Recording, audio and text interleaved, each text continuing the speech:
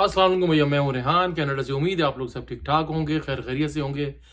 आज का मेरा टॉपिक है भैया कि अगर आप बीमार हो जाएं या बीमार हैं तो क्या आप कनाडा आ सकते हैं, क्या कनाडा की इमिग्रेशन अप्लाई कर सकते हैं, क्या हालात हो सकते हैं, क्या मेरी सिचुएशन बन सकती है, क्या मैं कनाडा आ सकता हूं।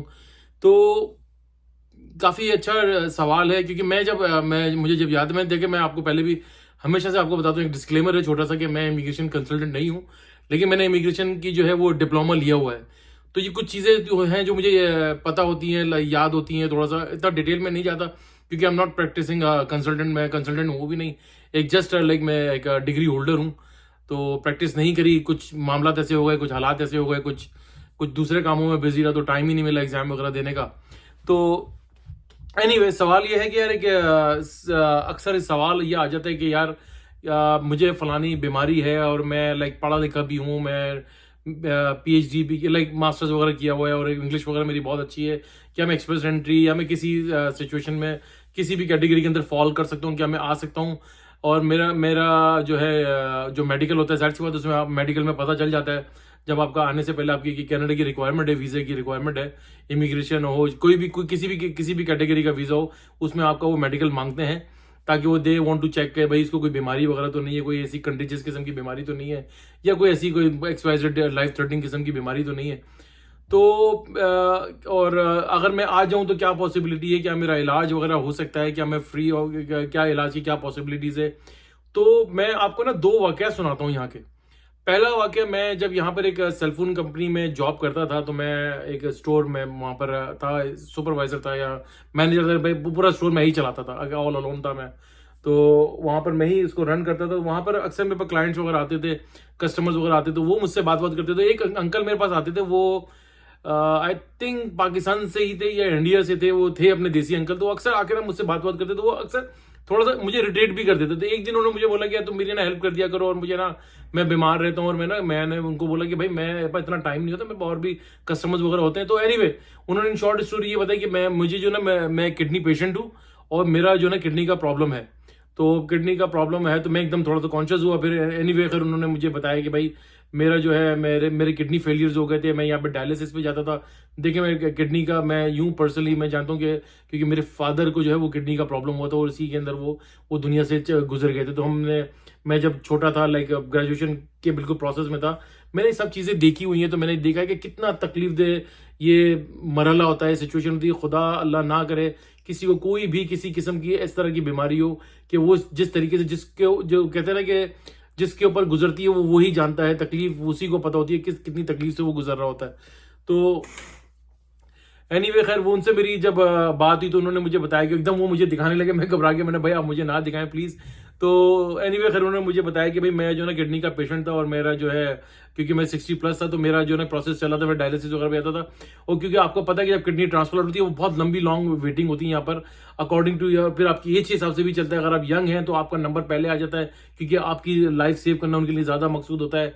और लाइफ तो सबकी सेव करना मकसूद है, लेकिन एक 32-34 साल की उम्र का लड़का अगर इस बीमारी में आ जाए, तो वो उसकी अगर उस वो कोई डोनर आ जाए तो उसको प्रेफरेंस ज्यादा होती है, रादर के वो 60+ वाला हो, तो उसको वो फिर वो डायलिसिस वगैरह पे चलाते रहते हैं। बहरहाल वो अंकल ने मुझे ये बताया कि भाई मेरा जो है वो नंबर आ गया। और मुझे जो कहता हूँ कि उन्होंने मुझे सरप्राइजिंग मुझे बात बताई, कह रहे तुम्हें पता है कि मेरा जो किडनी जो है वो क्या नाम है, एक 14 साल के बच्चे का मैं एक डोनर था, उससे मुझे किडनी दी। मैं चौंक गया, मैंने अंकल 14 साल का बच्चा कैसे।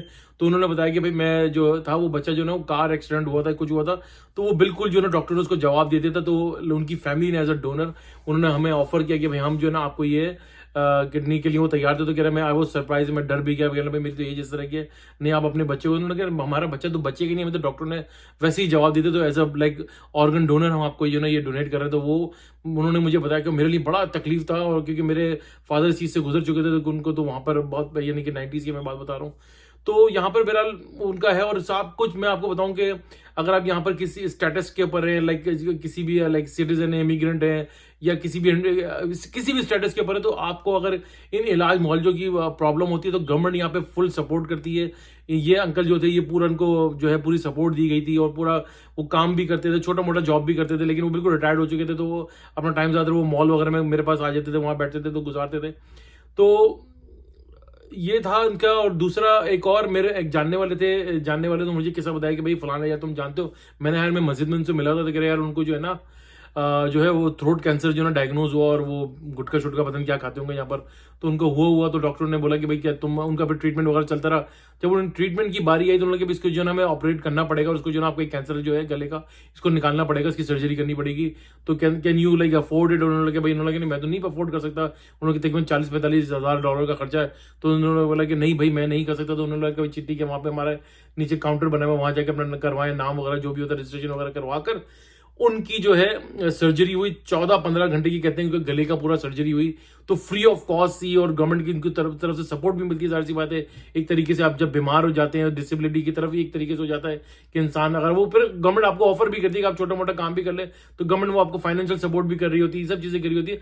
मैं जब पढ़ रहा था तो हमारे पास इसी तरह का एक सिनेरियो आया था कि एक बंदा था, उसने जो है इमिग्रेशन अप्लाई की, और उसको जो है इस तरह की प्रॉब्लम हो गई। तो इसमें होता ही है कि अगर आपके पास खुदा ना करे कोई किडनी की प्रॉब्लम हो जाती है, या किसी भी और बीमारी की होती है कि जिसमें आप जो है डायग्नोज हो जाते हैं कि यार मुझे ये बीमारी है, तो आपको एक तो अगर मेडिकल हो गया, मेडिकल में आपको ये चीज़ आ गई, तो उसमें देखें चांसेस आपके बन जाते हैं। अब ये टोटल डिपेंड करता है कि वो इमिग्रेशन ऑफिसर, और अगर आपको वीज़ा दे भी देता तो उनके पास यहाँ पर लैंड करने के बाद जो है इमिग्रेशन जो ऑफिसर होता है उसके पास राइट होता है कि वो आपका कैंसिल कर दे, क्योंकि वो ये देखते हैं कि यार पहले आपकी जो ना मेडिकल रिपोर्ट्स वो मंगवा लेते हैं, वो देखते हैं कि भाई कि कोई इसकी ये कोई कंटीजियस किस्म की बीमारी तो नहीं है, कि जो से होती है ना कि कोविड की बीमारी थी वो लगती थी, और कोई छू कर लगने वाली इस तरह की बीमारी तो नहीं है। अगर जस्ट इनकेस आपको कैंसर है, या आपके पास जो है आपको ये किडनी फेलियर्स हो गए, प्रॉब्लम है, तो ये देखते हैं किस स्टेज के ऊपर है कि ये आकर हमारा टैक्स पेयर का जो पैसा है उसके ऊपर हम इतना स्पेंड करेंगे कि ये सर्वाइवल के चांसेस हैं।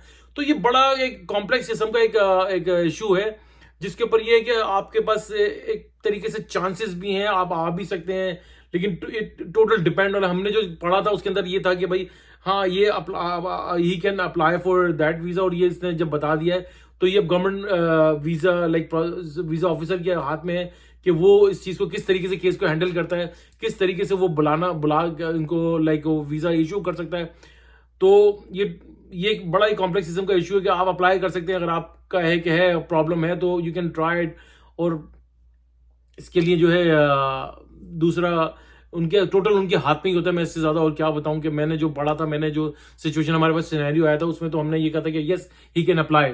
तो मेरे ख्याल से आप लोग अप्लाई कर सकते हैं। बेटर के आपको एक इमिग्रेशन जो IRCC का जो कंसल्टेंट है वो बेटर बता सकता है, आप थोड़ी सी इसकी स्टडी भी कर सकते हैं।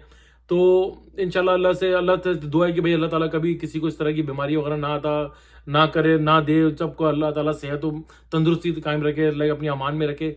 हाँ, अगर आप यहाँ पर आ जाते हैं और यहाँ रह रहे हैं और आपको इस तरह की बीमारी होती है तो आप जाकर यहाँ पे इलाज करा सकते हैं। गवर्नमेंट आपको फुल सपोर्ट करती है, यहाँ पर कोई ऐसी बात नहीं है। आपको गवर्नमेंट की तरफ से फुल एक तरीके से, यानी दवाइयों से लेके, मैं बहुत सारे ऐसे लोगों को जानता हूँ जो बीमार हुए उनको दवाइयाँ तक गवर्नमेंट यहाँ पे दे रही होती है। तो यहाँ की गवर्नमेंट बहुत अच्छा टेक केयर करती है, ऐसी बात नहीं है। लाइक बस ये कि मैं आपको आज का इतना ही आपको बताना था। तो आप उम्मीद है कि आपको ये लाइक मेरा व्लॉग पसंद आया होगा। ये बीमारी के ऊपर था मेरा, चला छोटा सा मैं आपको कर दूं इस तरह की से, यार कोई आपके पास थोड़ी सी अवेयरनेस वगैरह होनी चाहिए। तो उम्मीद है आपको मेरा चैनल मेरा व्लॉग पसंद आया होगा। अगर मेरा व्लॉग पसंद आया तो भैया इसको लाइक करें, सब्सक्राइब करें, बेल आइकन का बटन जरूर दबाइएगा, शेयर करना ना भूलिएगा। दुआ दीजिए, दुआ लीजिए, दुआओं में बड़ी ताकत है। सदका खैरात चैरिटी करते रहा कीजिए, ये आपको बड़ी बड़ी मुसीबतों, परेशानियों और बीमारियों से भी बचाती है। इंशाल्लाह नेक्स्ट व्लॉग के साथ फिर हाजिर होऊंगा, तब तक के लिए अल्लाह हाफिज।